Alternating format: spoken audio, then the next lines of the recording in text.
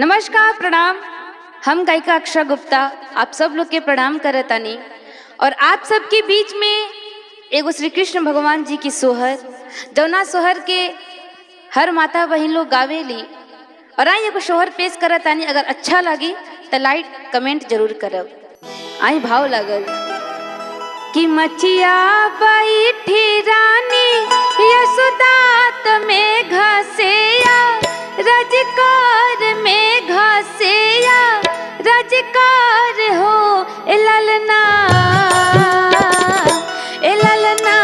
मत बरस सिरी वृंदा वनमात कान्हा मोरा भिंजत होई है हो ए ललना मत बरस सिरी वृंदा वनमात कान्हा मोरा भिंजत होई है हो।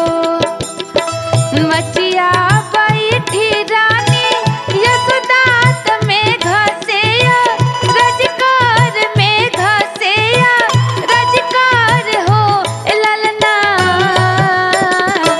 ललना मत बरस सिरी वृंदा वनमात कान्हा मोरा भिंजत होई है हो ए ललना मत बरस सिरी वृंदा वनमात कान्हा मोरा भिंजत होई है हो।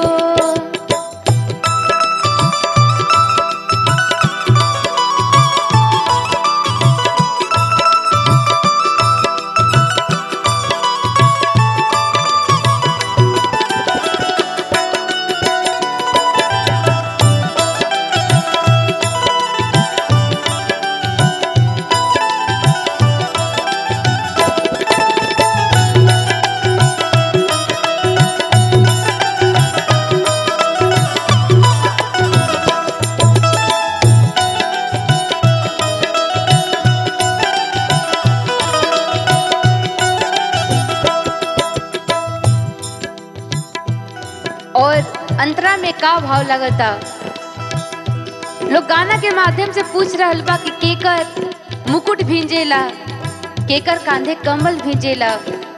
आई सुनल जाओ।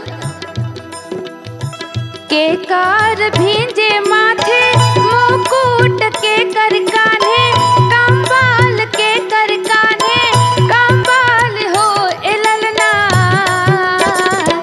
ललना केकर सोरा हो श्रृंगार नयन बीचे काजर हो ए ललना केकर सोरा हो श्रृंगार नयन बीचे काजर हो।